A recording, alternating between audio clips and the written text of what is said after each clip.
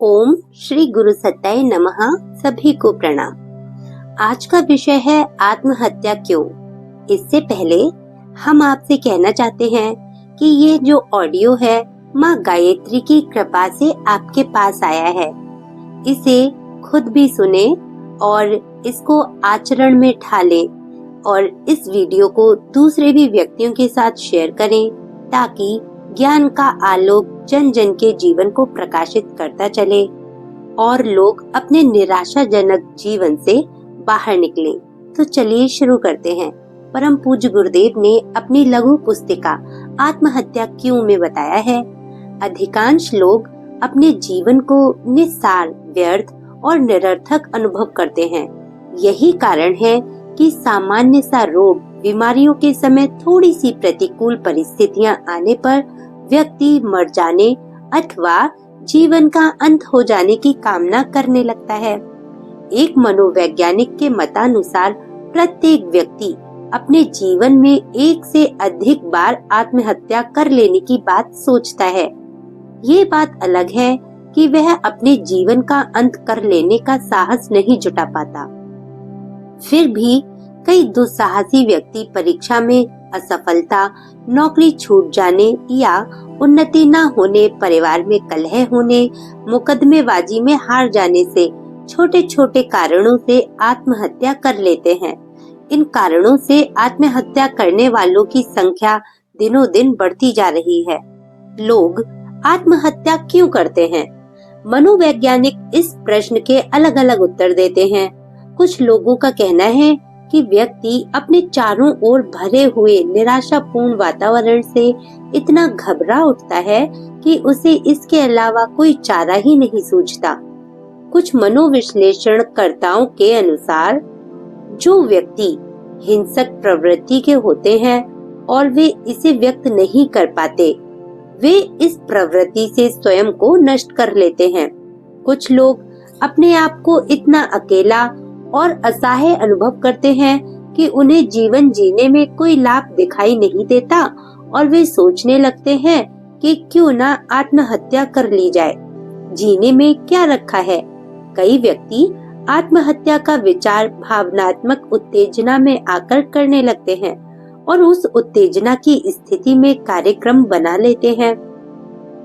आत्महत्या का प्रमुख कारण अवसाद बताते हैं, जो किसी भी कारण से उत्पन्न हो सकता है, चाहे वह शारीरिक रोग के कारण उत्पन्न हुआ हो अथवा परीक्षा, प्रेम या प्रतियोगिता में असफलता के कारण। आत्महत्या के पीछे प्रतिशोध की भावना भी देखते हैं।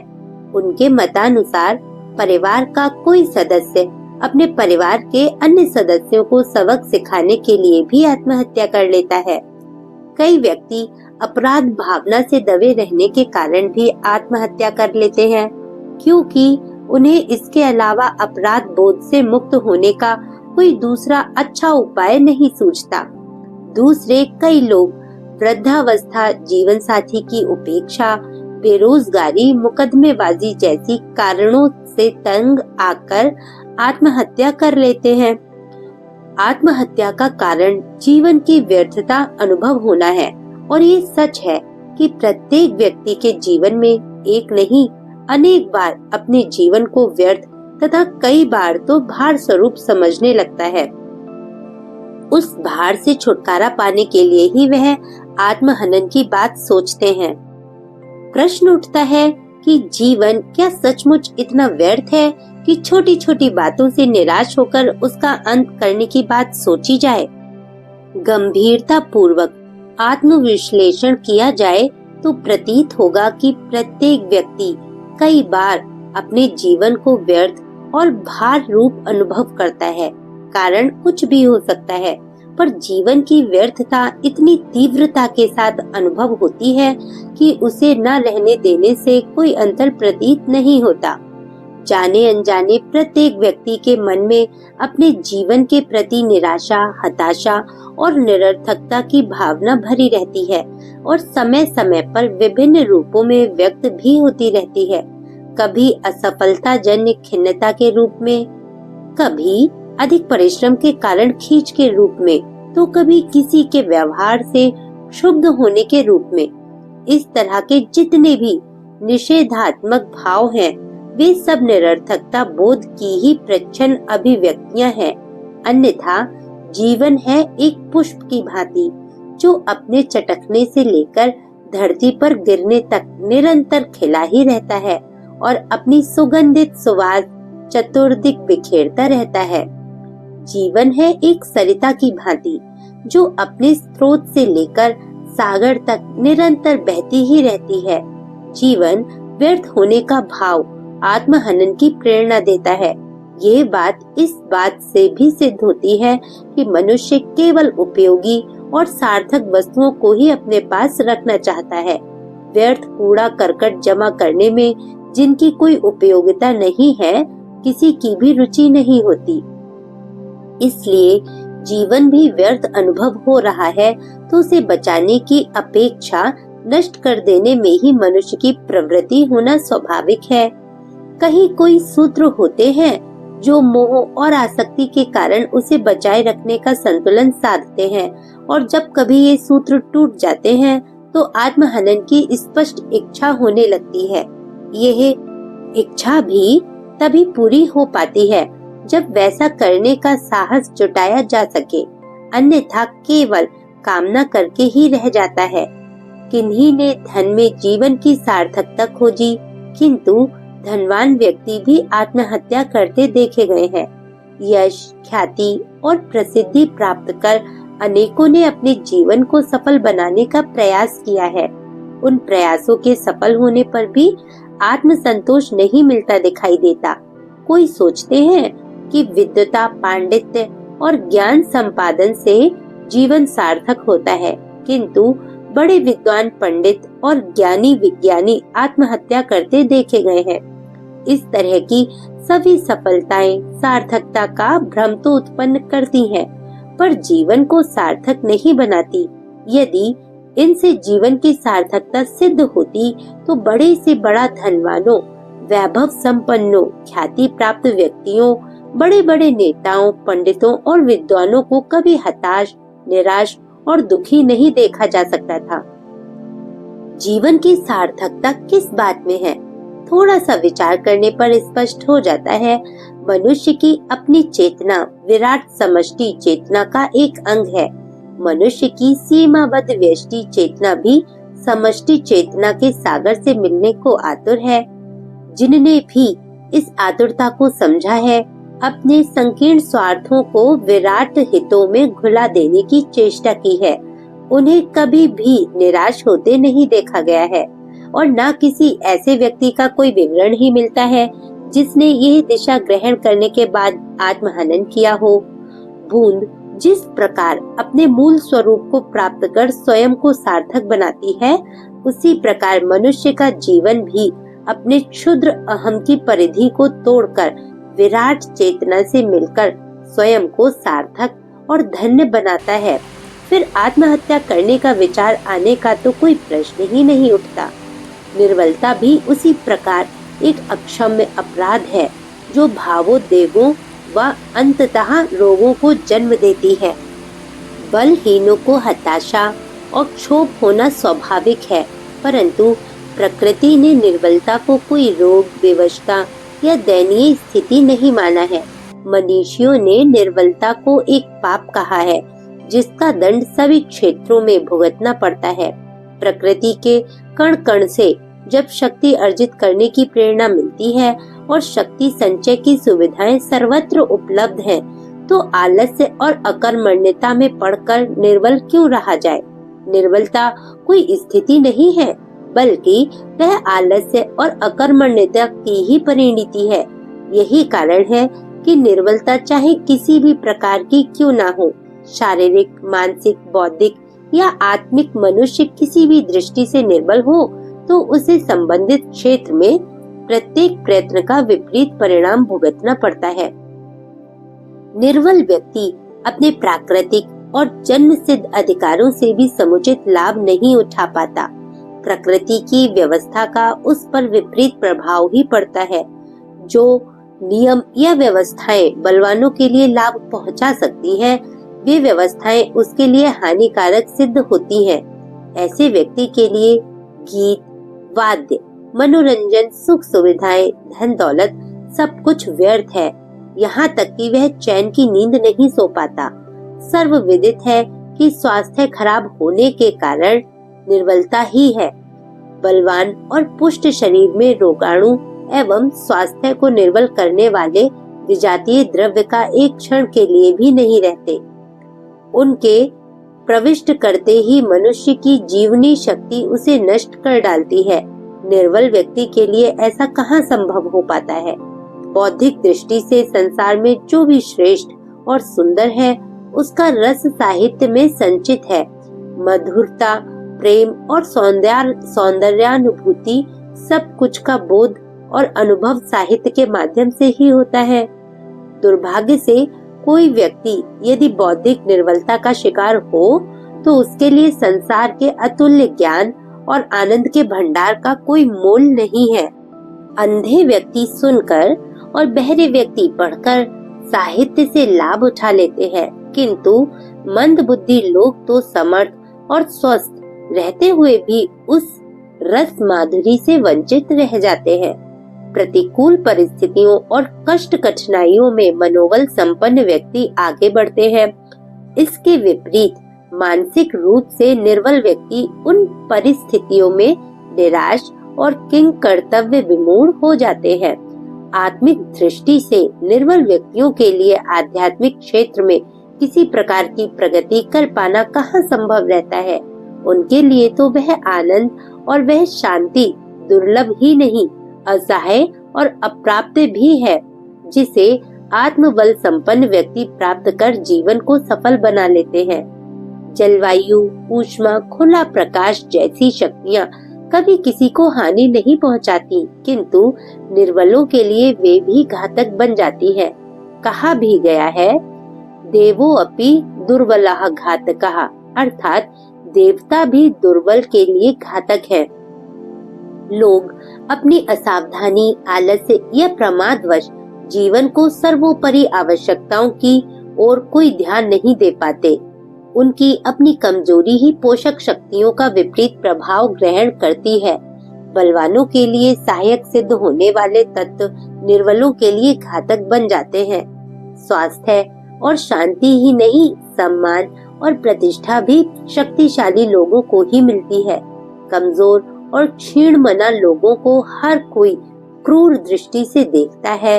आसक्त और निर्बल का अस्तित्व हर स्थान और हर स्थिति में असुरक्षित ही रहता है। उनके विकास में कोई भी सहयोगी नहीं बनता। ईश्वर तक भी उनकी घात लगाए बैठा रहता है। मृत्यु ऐसे ही तत्वों पर तो अपना कालपाश प्रथम फेंकती है। उत्तम की रक्षा प्रकृति के विकास का सिद्धांत है, उसका नियम है। इसलिए उसकी व्यवस्था में निर्बल और अशक्त लोगों को कदम कदम पर खतरे या हानियां उठानी पड़ती हैं। सफल, सुरक्षित और सुखी जीवन के लिए बल संवर्धन की आवश्यकता स्वीकार की जानी चाहिए। स्वामी विवेकानंद ने एक स्थान पर लिखा है, सर्वप्रथम आपको बलवान बनना पड़ेगा। शक्ति संवर्धन ही उन्नति का एकमात्र मार्ग है। इसी प्रकार परमात्मा और आत्मा के अधिक निकट पहुंचा जा सकता है। कोई उद्देश्य व्यक्तिगत या सार्वजनिक शक्ति और सामर्थ्य के द्वारा ही तो प्राप्त किया जा सकता है। किसी भी क्षेत्र में अनायास सफलता नहीं मिलती। उसके लिए तो निरंतर प्रयत्न करते हुए अपनी शक्तियों को विकसित करना होता है।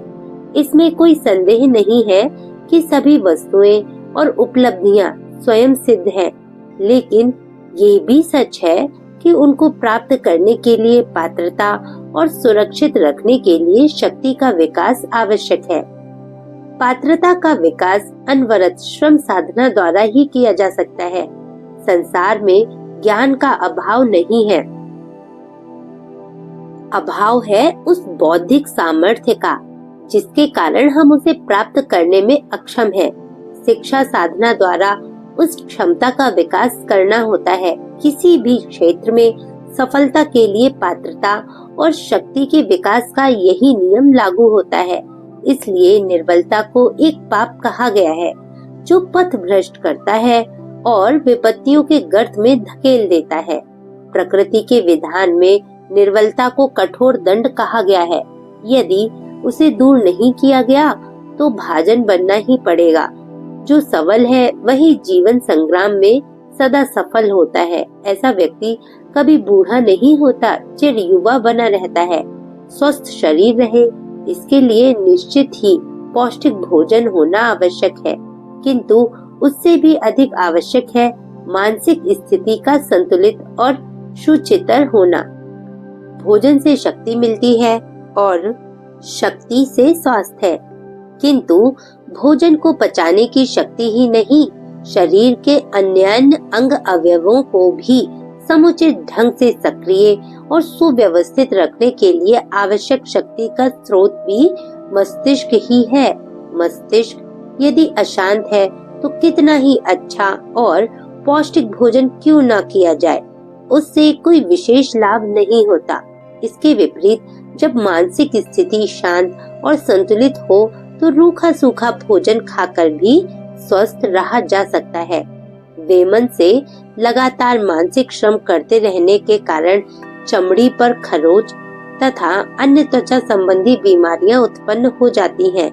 उनके अनुसार क्रोध, आवेश और उत्तेजना के समय अथवा निराशा और हताशा की मना स्थिति में शरीर के भीतर विषैले रसायन, मनोरोग के लक्षण शरीर पर भी प्रकट होते हैं, परंतु मुख्यतः इनका प्रत्यक्ष संबंध मन से ही होता है।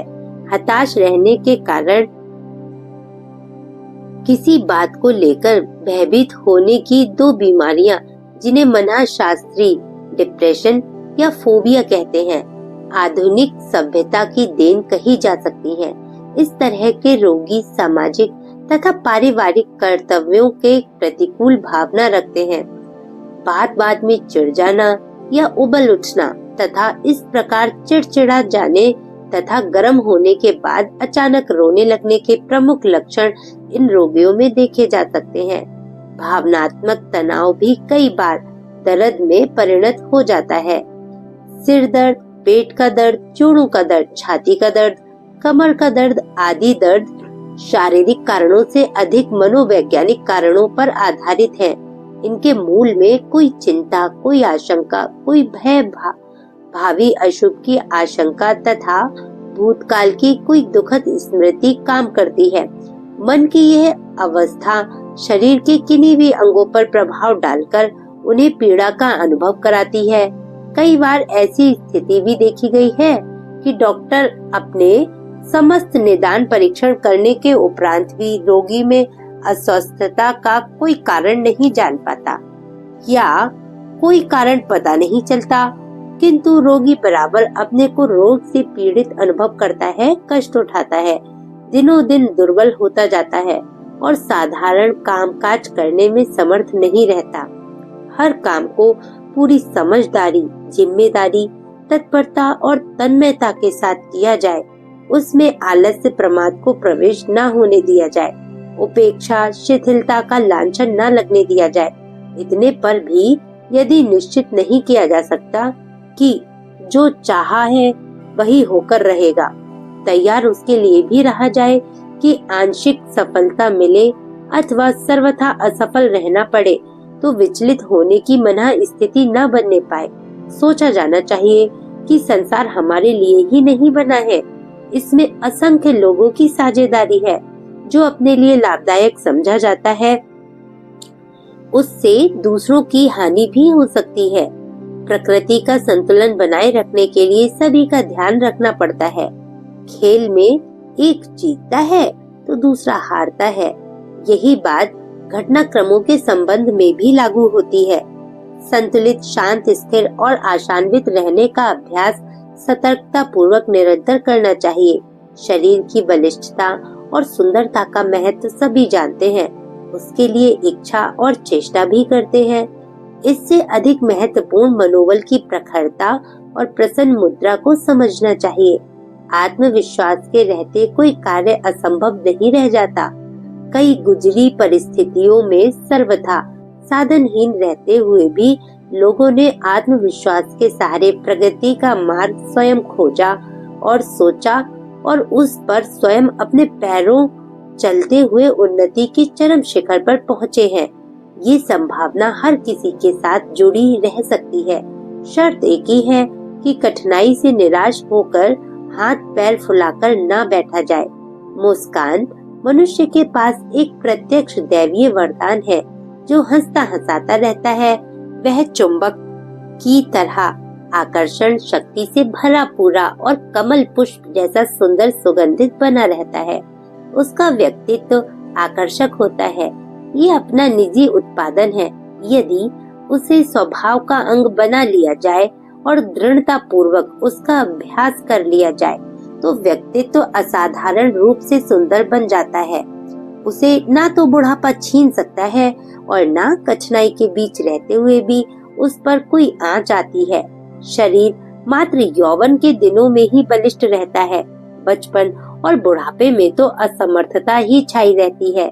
बीमारी और परेशानी भी उसे लुंज पुंज कर देती हैं। पर आत्मविश्वास के आधार पर उपार्जित किया गया मनोबल ऐसा है जो सदा सर्वथा साथ देता है और प्रचंड जीवनी शक्ति की तरह हर कठिनाई से सामना करने के लिए समुद्रत रहता है। महान मनीषी पी साइरस ने लिखा है, अच्छा स्वास्थ्य एवं अच्छी समझ जीवन के दो वरदान हैं। स्वास्थ्य का अच्छी समझ से बड़ा सीधा सा संबंध है। एक अंग्रेजी कहावत है, स्वस्थ दिमाग स्वस्थ शरीर में होता है। जिसकी शारीरिक स्थिति अच्छी ना होगी उसका मस्तिष्क, उसके विचार व समझ कदापि परिपक्व ना होंगे। व्यक्तित्व की परख स्वास्थ्य के अच्छे अथवा खराब होने से ही की जाती है। सदाचार व नैतिक जीवन जीने वाले व्यक्ति स्वस्थ, बलिष्ठ व निरोग होते हैं। उनके चेहरे पर दैवी मुस्कान खिली रहती है। ऐसे व्यक्तियों में कुछ ऐसा आकर्षण होता है कि हर कोई उनसे बात करके मित्रता बढ़ाने और सदैव मिलते जुलते रहने के लिए लालायित रहता है। उनसे अलग होने का जी ही नहीं करता। स्वस्थ व्यक्ति में प्राण शक्ति होती है। इसी से लोग उसकी ओर आकर्षित बने रहते हैं। संसार में सभी के पास अपनी निज की समस्याएं ही इतनी अधिक होती हैं कि औरों की सुनने की उसकी इच्छा ही नहीं होती। दूसरों से मिलने, प्रसन्नता प्राप्त करने का ही भाव अधिक रहता है। जो बेचारा स्वयं खींचा हुआ है, अप्रसन्न, अस्वस्थ एवं चिंतित रहता है, वह औरों को क्या तो प्रसन्नता देगा, क्या किसी को अपनी ओर आकर्षित कर सकेगा। कहते हैं कि लोग निर्धन व्यक्ति का साथ नहीं देते। किन्हीं परिस्थितियों में संभव है। अधिक आत्मीय व्यक्ति सच्चे मित्र धना भाव में भी संबंधों का निर्वाह करते दिखाई दे जाते हैं, किंतु दुर्बल व्यक्ति रुग्ण पुरुष से तो सभी आंखें छिपाते और कतराते रहते हैं।